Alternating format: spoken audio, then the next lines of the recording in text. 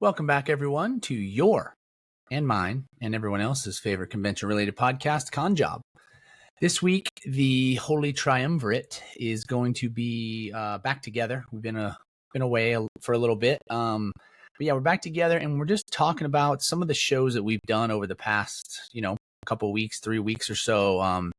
Just kind of, what we expected, what actually came to be, what we were hoping for, and just some discussion around those. So a lot of good info on it, and hope you enjoy. But if not,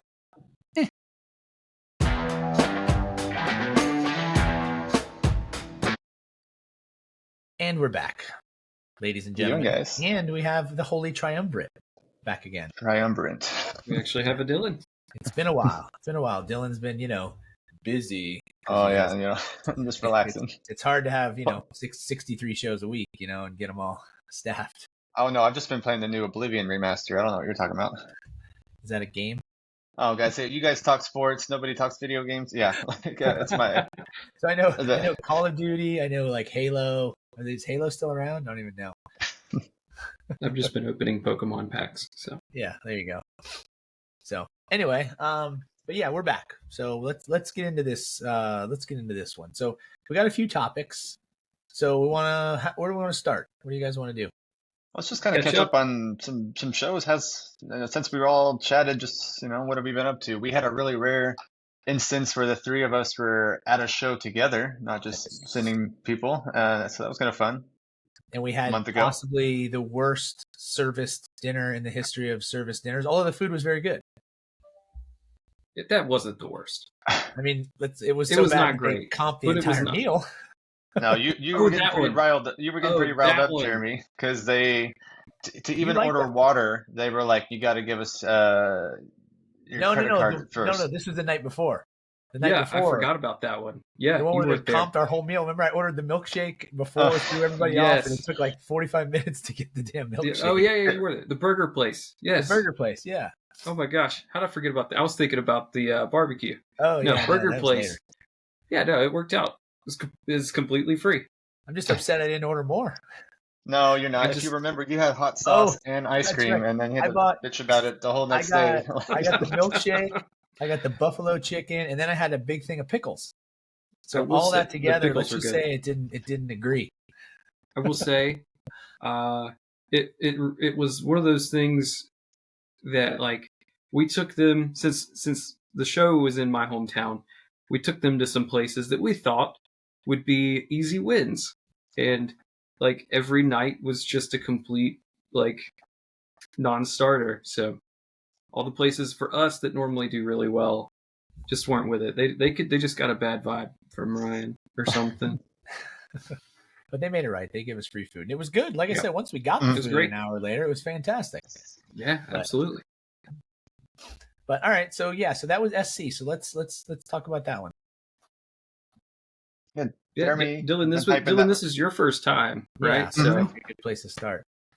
Yeah, I kind of would. It's interesting using my barometer of like, okay, should I send somebody to a show or something? I actually probably would have passed on this show, but Jeremy really hyped it up, and I ended up loving this show, and I want to have I can't wait to go back. I mean, it was fun seeing you guys, but was it just like the sort of it's hard to tell. Like this was a great, super dense 2-day show, and really well run. Management was great, so I can't say enough great things about that one. And I would have passed on it just looking at the list. I'm like, okay, celebrities.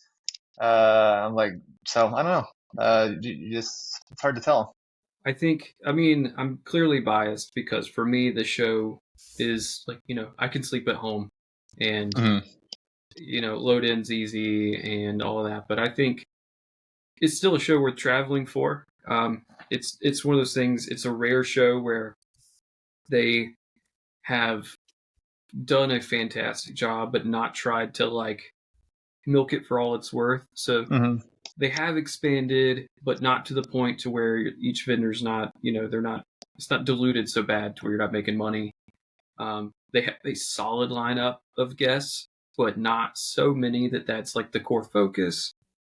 The city is easy to get around. Like it's not too crowded most of the time, but we have a big enough population to get people here. It's sort of like what we were talking about, like Texas or Dallas in particular. Dallas can support a ton of shows. Greenville, like if they tried to do this same sort of thing like 4 times a year, it wouldn't work. But they've done a really good job, I think, of building it into a place that people can come and have a great time, but also, business side of things, it keeps working out for the vendors and the artists. And I think that's why, like, it's not just a gimme when it comes to getting in. So it's one of those things where when applications open, it's pretty much full and the wait list gets, really long. So I think I'd like to call it a hidden gem. I don't think it's super hidden anymore, but I love the show to death, and the people that run it are awesome, and they know exactly what they're doing. And there's like an hour and a half line to rebook in person, and and then I feel like I only got in because I politely pestered for months. I was waitlisted. But the art of pestering is, I feel like, maybe one of my strong suits. You can't do it too much, or you kind of annoy the showrunner. But managed to get in like 2 weeks before the show started. I'm really happy I would. I agree. I traveled to that show. I go, how many years now is it? 5 or 6? 3, 4, 5, 6. I don't know. It's been a while. So it's I know we went pre-COVID and post. So I've been there a while. So I'll go every year. I keep re-upping. Yep. My hotel's usually really cheap there, so that's good. And my early morning Uber is also cheap. Yeah, it comes with a chauffeur. And when you say early, you mean like, what was it, 3 a.m.? Yeah, early? It was early. 4. I didn't think he was going to get up, but we made it.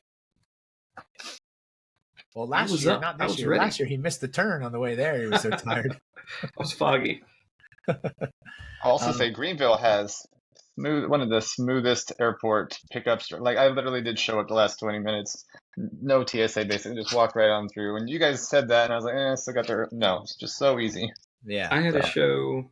I had a show I flew into this past weekend.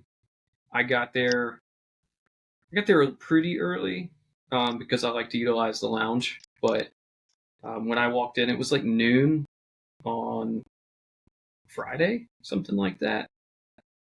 And I walked through. There was nobody else in line. Yeah, that's such a nice feeling. What was I going to say? So let's move on to another show, because I know,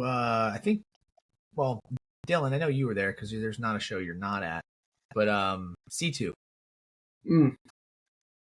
This one, did you have anyone? I've been wanting to hear about this. People haven't. I haven't really done a ton of asking around, but like I will say for C2, I was offered a spot kind of late in the game, and I turned it down because of a few reasons, but part of it was the cost of doing C2 is enormous now. And while we always did really well there, I just wasn't sure if it was going to be worth it this year. So I don't know what everybody else feels. Yeah, so I'm similar. I mean, I don't know about you, Dylan. I know you get 6 booths, but we only had one corner, and it's 1940. At least it was this year. I just don't think it's worth it anymore. I mean, we still did fine. We still made money, but just the amount, like Fan Expo Chicago, I think, is obviously way cheaper, and we make a similar, if not more, there. We've done better 2 out of the last 3 years at Fan Expo Chicago than we do at C2, with literally a fraction of the cost.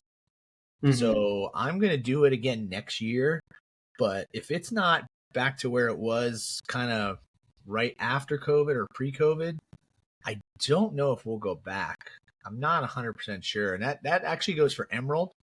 Same thing, because their booth cost is ridiculous. And now that they have the new venue, or should I say venues, because it's in multiple buildings, I just don't think, I don't know, it's getting to the point where it's not worth it. I mean, again, we're still making profit, which is nice, but it's just not worth the headache, So these, you know what? I wish, again, just like you, a good show and cannot complain because we did make money.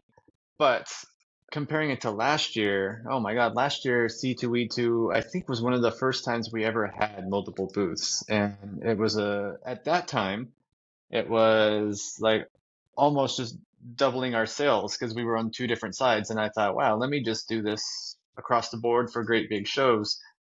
Did this year, and sales were way down, but of course booth prices were up, and we doubled down, and so we're going to rebook with just one. Again, I can't complain. It was still a profitable show, but we made it more of a headache for ourselves by having multiple booths, and it just wasn't what it was last year. And since you have to pay for booths up front and everything, I'm like, you know what, we're just gonna rebook with one booth. So still a good show, So but downsizing. And so now, Dylan, I know you probably have this ready at a moment's notice, but is it? I know the people were there, but for being down, is it number of transactions or is it average transaction? Like, what is that looking like for you guys? I would say just it's weird. Our good shows are just so much better, and then a lot of shows are so down. So luckily we're evening out, but it's harder and harder to forecast. Like C2E2, I would have thought this is the show that, we had better products and this and that. It's going to be do better. Did worse. Same thing happened with MegaCon. But I'm finding some of these smaller shows, they're like expanding, just the inverse of what I would think. So yeah, people were there, but just total sales we're down a bit, like transactions. Got it. Jeremy, you think about giving it a try?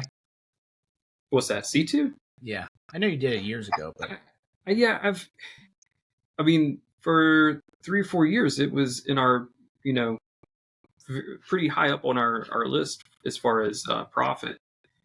And then when MegaCon had the scheduling conflict, we picked oh, that's right. Was that MegaCon 2 years ago? I remember that. Yeah. 2 or 3 years ago. Yeah, whenever that was, we picked MegaCon, and ever since then, I haven't really tried super hard to get into Chicago, but I did talk to somebody this year. Like I said, had a chance, and when I saw the number for the booth, I was just like, that means I have to hit some huge number really for it to be worth the time.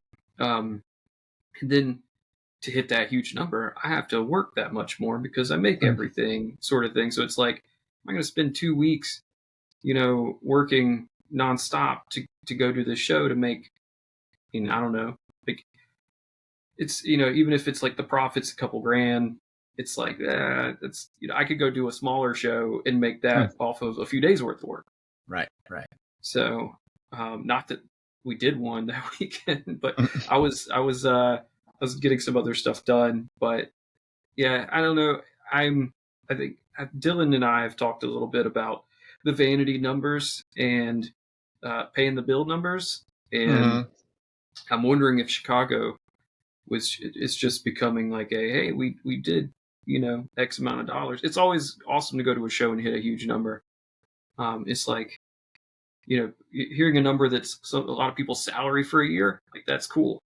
But when you break it down into what that costs you, Those costs are also a salary too, and if things don't go, if the stars don't align, then you just wasted.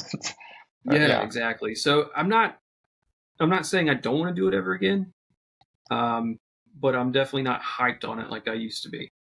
I would also feel different if those expenses were expenses that maybe you pay the week before the event. Then it's like, but because you have to get those expenses a year before, the uncertainty of everything, it's like, well, now I'm committing next year, right now for next year's profit. We're already having to drop like 40,000 in the beginning of the year or whatever. It's like, this sucks. I agree. I hate that. I mean, that's how not every show, majority of shows do it anyway. But it still sucks having to go, hey, here's $1,500 for, or whatever, $2,000 for next year for a show that it's just I don't know. I'm to the point where I don't think it's worth it. I really hope my mind has changed next year. So, but that remains to be seen. I mean, you look at New York. I mean, obviously that show's different, but before you even walk in the door, we're out 10 grand, give or take. Yeah. You know what I mean? And it's like before you walk in, you have to make that just to, just to break even, which, that show is really, really good, but still it's a lot of money to cash out for, a whole year in advance. I think it depends on also like what you're doing at these shows.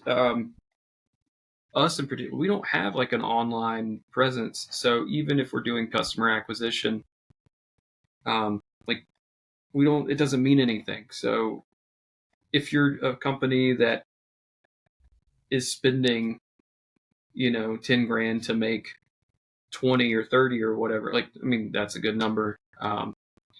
But if you're a company spending 10 to make $1,000 profit, but then you actually do a good job of customer acquisition that could pay off throughout the year, maybe that's worth it.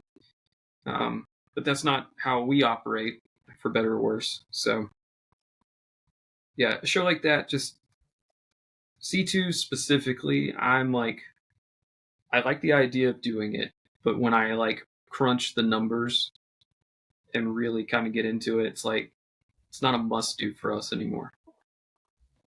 If sales are down, but for the most part, like just across the board in the industry, but for the most part, rebook rates are the same. Like costs are just going to keep going up.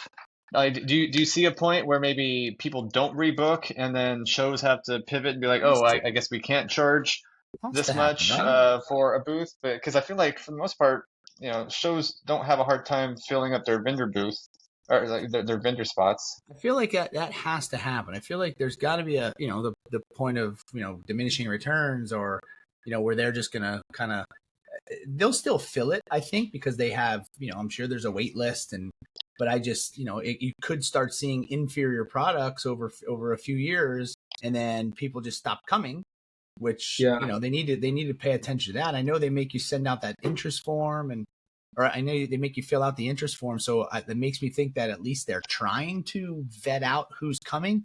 But I don't necessarily know if that's 100% happening. I think might just be kind of like, hey, just do this. And although this year for Emerald, we just got the approvals. Like I know some people who got waitlisted who've been doing the show for years.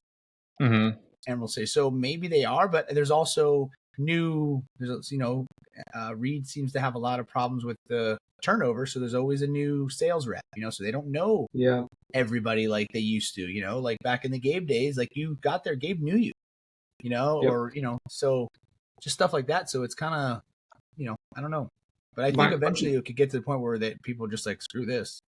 Well, I think if they say screw this, go ahead. I was gonna say my theory is that vendors are so plentiful, and there's so many people that have been trying to get in for so long that I think if there is turnover, and honestly, it's like a little bit of it is probably us being greedy. Like, just for example, if you are going to go spend $7,000, $8,000, $10,000 to do C2, and previously you were making 20, so like let's say your profit's around 10 or whatever, like that would be really good. But then if it's down and you're only making 5, like that's still a pretty good payday depending on your setup, right? So it's not that it's not affordable or, it doesn't make sense to do, but it's like, how many years of that can you sustain? And I think you're going to see people fall off as they hit that point for them. But there's people that are still waiting to get in and they're willing to take that shot. They're hungry for it. Yeah. But again, it's going to come down to the attendees. Yeah, well, that's the flip side. It's everything's a cycle, and since we're working on, like you're saying, you do it a year in advance for a lot of these shows, so it might take 2 or 3 years for this stuff to cycle through, and the attendees, if they start to realize the vendor floor is not doing it for them, they'll still go because people want to be out of their house. It's a fun thing to go see, but they're not going to be spending over there. They'll move it to, this other part of the show, whether that's celebrities or, like Fan Expo, we were talking about all of the things they're doing to build up their like their extras, their after hours things, And speaking of Fan Expo, shout out to Rich. He reached out to me about some of the other pods that we put out, so he wants to come back on and just kind of shoot the crap with us. So. Yeah, Rich is always a great guest. Great insight. And that's another one of those things where it's like these shows are going to do what these shows have to do to keep attendees coming, to keep the vendor floor full and looking the best that they can. So I think it's going to be a years-long cycle that you see. There's a lot of people. I don't really keep up with a lot of people personally day to day, but I've seen in some of our Facebook groups and like group chats and stuff, people are talking about packing it up because of tariffs or slow shows or combination or whatever. It's not viable for them in their situation. For some vendors, that's not a bad thing, to weed out kind of some of the, for quote unquote local riffraff, for lack of a better term. It might make things better overall from a vendor standpoint. I don't know. Well, here's what I kind of see. A show's going to fill up their booth regardless. And if it's not a vendor, then it'll be a big, company like Verizon or something. And they're at least getting their money. But that's, a customer doesn't want to walk by and see a 20 by 20 booth of Verizon peddling services or Shopify doing, so it ends up kind of, the booths get filled out. And so the money's made. But the customers aren't seeing as many cool things, they're just seeing sponsored type stuff. And I kind of see that as, kind of hurting. Hot take maybe, but I would love for some of the, I've said it before, I hate hearing the shows expand to the vendor floor. I wish a lot of them would start contracting the vendor floor. Let's cut it in half. Another hot take, I hate that some shows go to twice a year. or if you've heard any of our other pods that go from 2-day to 3-day or 3-day to 4-day. Jeez. Yeah. Well, I think to what Dylan was saying earlier, some of these smaller shows, the SC Comic Cons, like the things like that are solid 2-day show that are affordable to do are more and more attractive every day. Because while that big vanity number, we used to not do a show unless it hit 5 figures. Like that was like, if it didn't hit that certain amount, it was not even worth going to. And now, we're loosening up on that and saying, it can, even if it's like kind of close, but the expenses are way lower, you look at that profit at the end of the day and you're like, I'm actually making more money. Yeah. Yeah. And that's what's most important, obviously. Yeah. So, all right. Well, what other show? Oh, so Huntsville. Neither of you guys were at Huntsville. No, which is strange because we've done it before. Always had a wonderful time. But we were waitlisted this year, so you did it, right? How did you fare? That show's always been good for us. We brought Meg this year. It was our best Huntsville we've ever had.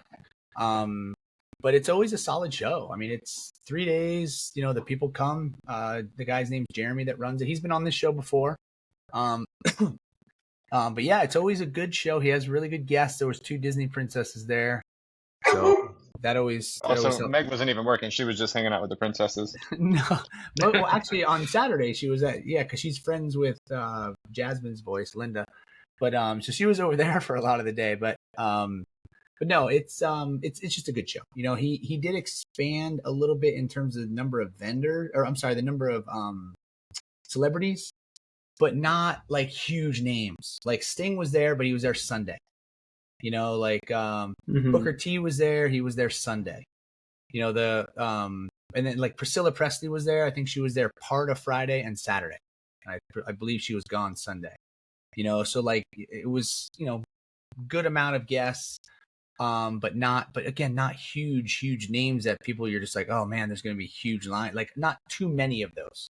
Like Jodie Benson, who's Ariel, she's there. She always has a ongoing line. Like Tori Spelling and Brian Austin Green were there. Oh, that's cool. I always feel bad for him. Like people must walk by and just be like, dude, I'm sorry. Poor guy. But yeah, so how do you compare that to like an SC Comic Con? Because I did Huntsville a few years ago. It's very similar because SC does get a lot of people. That show for us is always very good.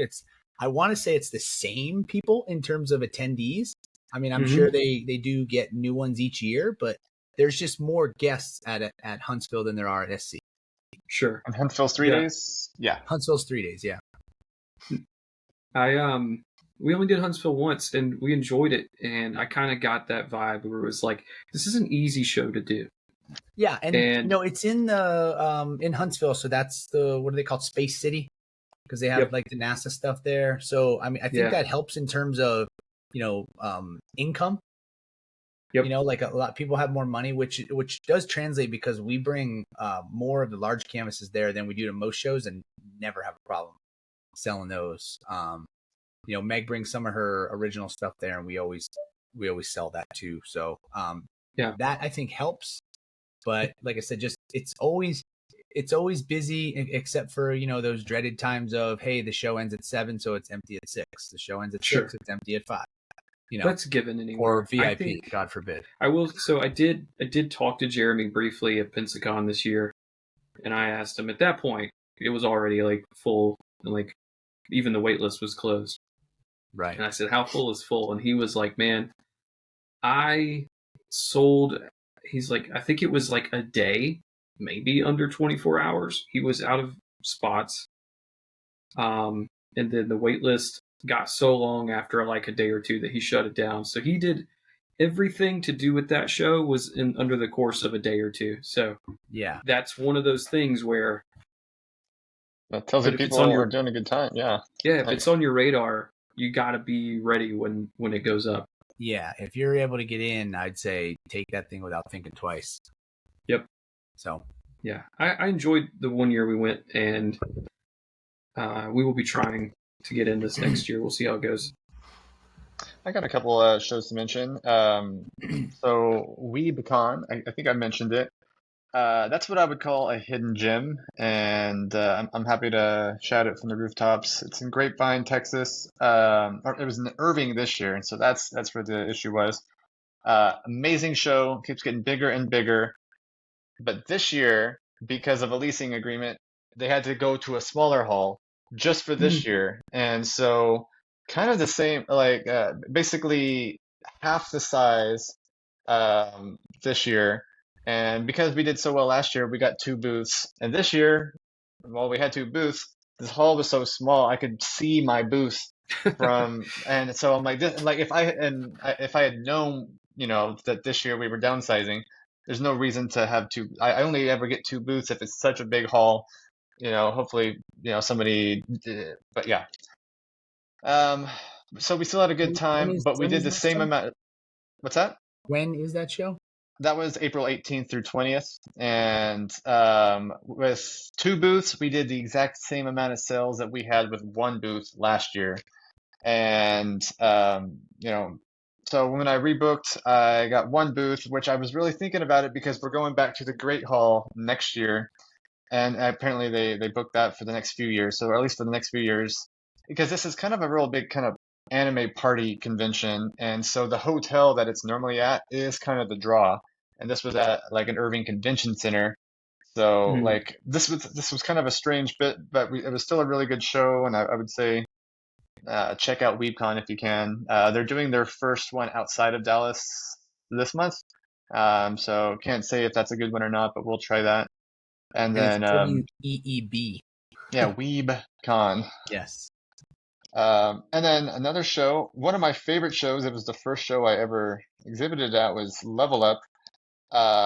And I was going to go, you know, my warehouse is in Vegas. This is in Vegas. I was going to go, and I was going to just kind of get eyes on everything. I waited too long to book my stuff, and apparently between the show, there's a thing called Pirate Fest. There was playoffs with the Golden Knights. Hotels were just like ridiculous for 40 minutes away, and so luckily I already had somebody in Vegas, and so I ended up just not working Level Up even though I wanted to. Shocker. But but still a good show. It's an expensive show, but these gaming shows, So I you know, heard the prices are going up significantly at that show for next year. yes, they did. At least A lot for of people me, it went upset up about $800. So That's a big jump. Any reason why that you know of? I mean, That's a big jump. I mean, I guess ultimately they can costs are get it, going up right? for everybody, and so that Not gets that much. passed.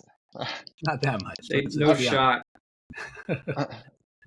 Whether it's the difference between this year and next year, I don't know, but I can say I've been there since 2019, and the show keeps getting bigger and bigger and bigger. So, That I Yeah. get, but $800 in 1 year, that's mhm. not Per bigger. That's per is that mucho is grande. it per booth No, or per for my all of booth. your So, booths? like, for me to rebook Oh, my exact, not, yeah, just, and you I had don't a know what 10 that by means. 60, right?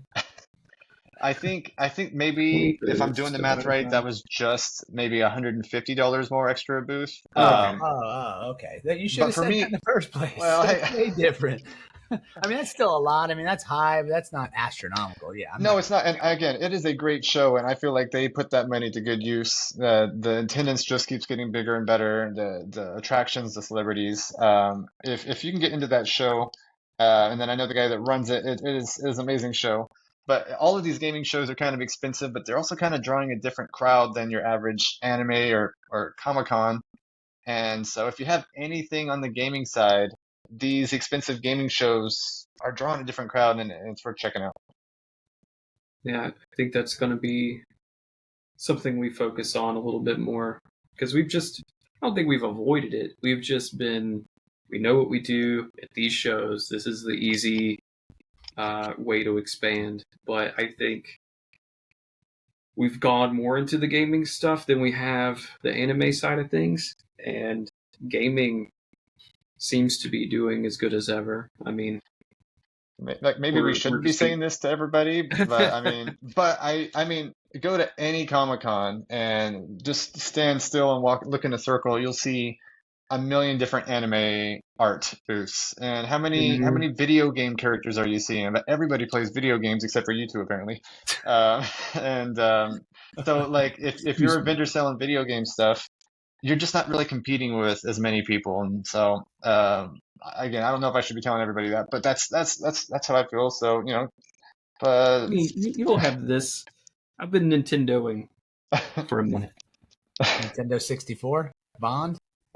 Oh my gosh. Come on, GoldenEye's the best. Let's go. It's not.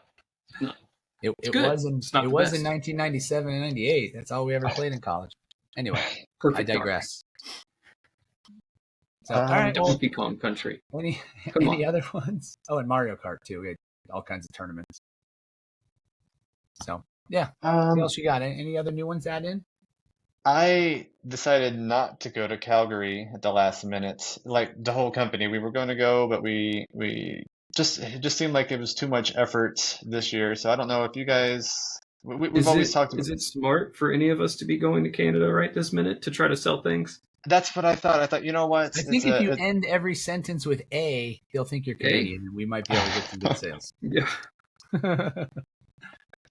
So I don't know what we missed, but I'm happy Who to knows? Soon we just. won't need a passport to go there, right? Aren't they going to be joining the union? No. Sorry, I still think that's funny. Yeah. Sorry. If we had any people from Canada that watch this, they no longer do. No, I'm joking. I am joking. Partially. No, I'm just kidding. I am. I think it's funny. I don't even know what's going on. So, yeah, we do the Toronto show. That's the only one I know of. In Vancouver. I in December did a nostalgia con, and I had a wonderful time. I was pretty boisterous about how great we had it. In And then Canada? this is our no, No. this is Yeah. a separate show. Okay. I think that was in Houston or San Antonio. Granted, San I think that was the Antonio. one where I got in a car accident. So That remember, was I was Houston. like, That was yeah, it was Houston. Houston. Yeah, I remember that. Yeah, so I went ahead and rebooked a lot of the nostalgia cons, and I will say Denver did not do as well as Houston. So now I'm like, ooh, I wonder So how the rest are gonna do. while we're on that topic, because we're doing the NostalgiaCon Boise, I think it's in Mhm. June, right? Might be May. Anyway, it's coming up. And are you doing that one, Dylan? What do you say? Do you know what month that or what weekend that is? I do, but that would require me to check on it. So I know Oh, it's I'll in. find it. I'm faster. So it's 5/24, so May 24th and 25th. Anyway, what I just saw on their Instagram is that they are now making that show free entry. What? And they are refunding all tickets, which makes me like, oh crap, that could be awesome because now people will be like, oh, it's free, let me check it out. Or it could be like, wait a minute, they're giving it away for free. Why am I wasting my time? I'd be very interested to having some insight into that decision, because I do think it could draw people, but like then at that point, like how do you make your money? Are they just like, we just need bodies in here to make people happy? That's so it says over 30 celebrity guests, the NostalgiaCon free event.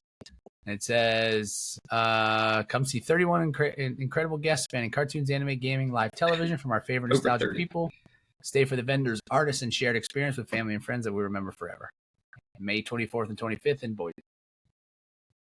Yeah, that's interesting. I'm actually not doing that one, but I will say the one in Houston, that had a really stacked guest list. I was very happy, and so I didn't do too much vetting to see how all of them stack up, like with this, but I had such a good time. The costs weren't too great. The next NostalgiaCon we're doing is Anaheim, California. That's June 6th. So, and that's not too far of a drive from our Vegas warehouse. So, yeah, not sure what to expect, but yeah, here it says, due to not being able to provide the full NostalgiaCon experience, including tattoos, artists, zoos, performances, professional photos, etc., we're doing the unprecedented. Boise is now free for everyone.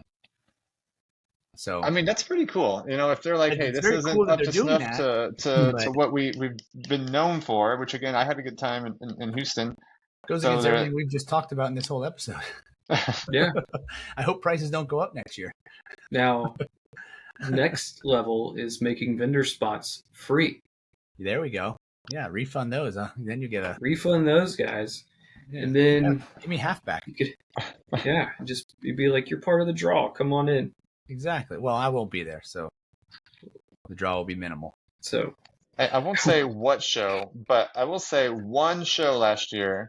The way they handled booth cost was, hey, we want 20% of your net sales. And I thought, well, that's interesting. There's no upfront risk.